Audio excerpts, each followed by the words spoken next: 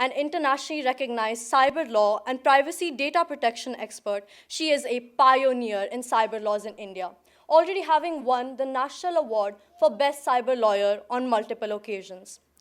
We are proud to call her a graduate of the Class 10th ICSE batch of 2004 at Srimati Sulochana Devi Singhania School.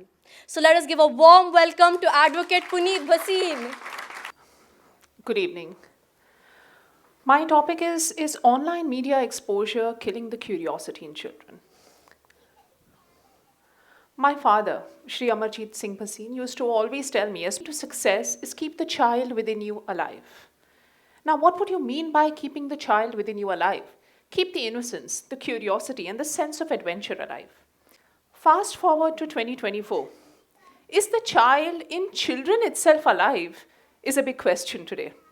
When I come across a lot of young children, the sense of curiosity, adventure, the joy of exploration, none of it is actually there among the children.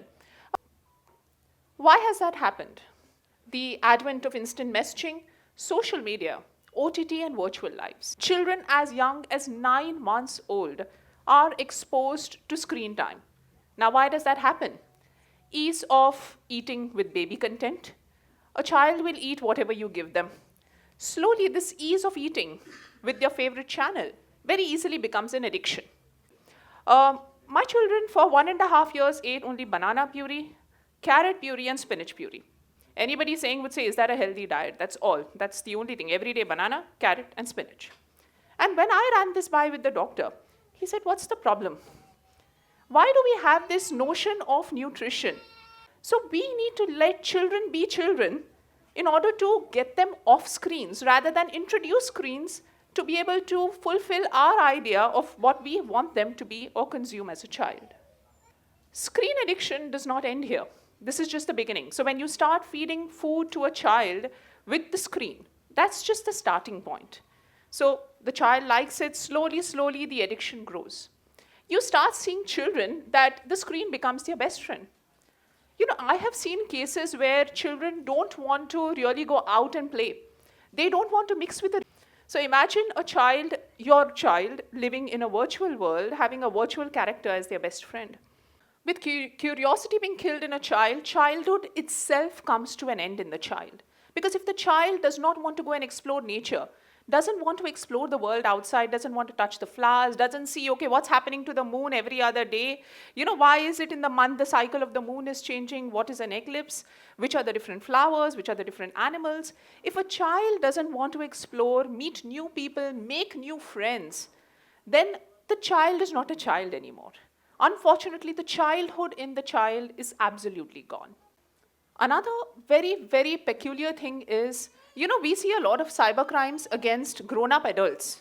You know, you receive messages saying that, you know, which absolutely delude you into believing that whatever the other person is saying is true, correct? So there are messages, we believe everything on Google. So there is a particular generation, not just senior citizens, lower than that also, young children. Everybody believes that whatever they see on the internet is true. You know, the moment you get a headache, what do? Google. So imagine young children completely believing what they see on the internet. The answer to everything for them comes from the internet, not from genuine, proper sources which have been vetted. How dangerous can that be? And in that way, not only can they be in delusion in certain situations, they can go absolutely wrong, it can be life-threatening, they can be taken advantage of. A young child is very innocent. And if such a child is exposed to screens very early, the fact that they end up believing everything on the internet can be extremely dangerous for the child. The impact of YouTube and mobile apps on toddlers. Now, there has been this study that has happened where in exposure of more than 2 hours of daily screen time between the age of 3 and 5. And so there has been an increased cases of hyperactivity, emotional dysregulation, where we see aggression among children. We see them not wanting to mix with other children. You could say the introvert kind of a behavior coming in, not wanting to go out and play. Hyperactivity only within the house. So there are so many such situations that are there, and they are preferring screen-based activities over traditional toys. So you see, Many parents have now started opting for screen detox for children as young as 3 and 5. So you need to understand, you need to get off the screen for your child to get off the screen. Young minds are still figuring out life. They have no idea. Now today, you and me, when we are exposed to the internet, despite being older in age, we see a huge rise in cybercrimes against adults. Isn't that the case? Now, we are capable of reporting these crimes, we are capable of understanding we are victims of the crimes, and that's how these statistics and numbers are coming in. What about young children? Most of them do not understand they are victims of crimes. Many times they don't even figure out they're being manipulated online. Large number of cases of child sexual abuse online are unreported. Now, why is that the case? The child doesn't understand that they have been sexually abused online till they probably attain certain maturity. And that's when the depression sets in that, oh, this happened to me in childhood. Profiling of children. Now, our Indian law has definitely come down now with the Data Protection Act, which says that, profiling of children cannot be done. So whether it may be an online gaming app, an online shopping app, etc., which is targeting children, profiling is not allowed. You and me, all of us are being profiled. So it's as dangerous, the concept of profiling, that if you are profiled, somebody knows exactly which button of yours to press to make you do what they want. Now imagine that happening to a young child. If a child is profiled, now though the law says you're not supposed to profile children, now a lot of things still continue. Psychological manipulation. What are we doing about this? Nothing. Parents are handing over devices to their children. Screen time is still continuing.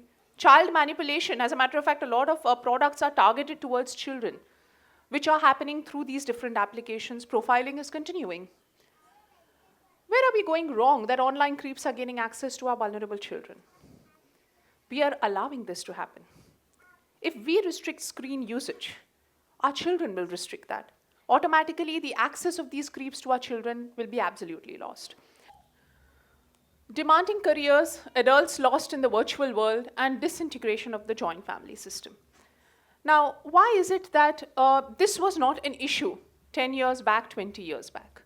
Today, demands are more. Today, there is a rise in materialism. Everybody wants more out of life. The more the demanding the career, the more you try to accumulate. Understand one thing, the more your kid is getting exposed to screen because you are not able to give them that time. Adults lost in the virtual world. If you yourself are, imagine, nowadays a lot of devices. My phone, it shows me the amount of screen time in a day that I have utilized. So whether it may be for emails, whether it may be for answering calls, whatever. The disintegration of the joint family system, in my opinion, is the biggest cause why the child is today seeking solace online.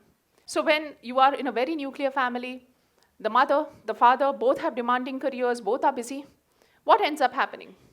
The child resorts to online friendships, starts confiding in people online, and that's how exactly the concept of grooming online, which is sexual grooming online against children, all of this starts.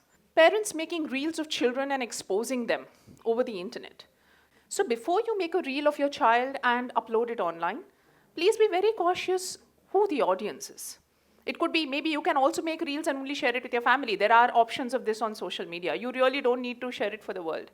But yes, if it's only with family, you can't monetize on it. You will not have 1 million followers. So you need to also be very clear what is your objective.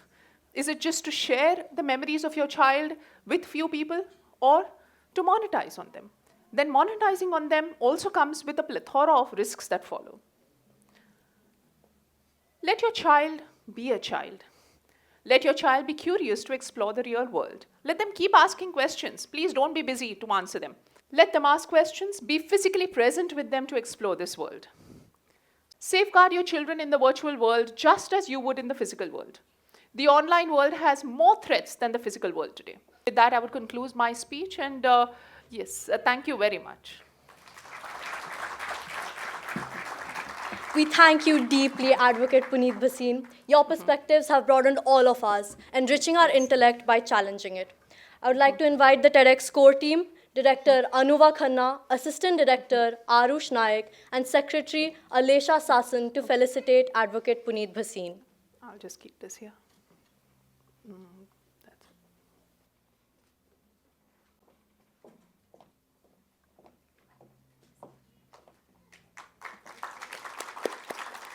would like to express our gratitude to this small token of appreciation.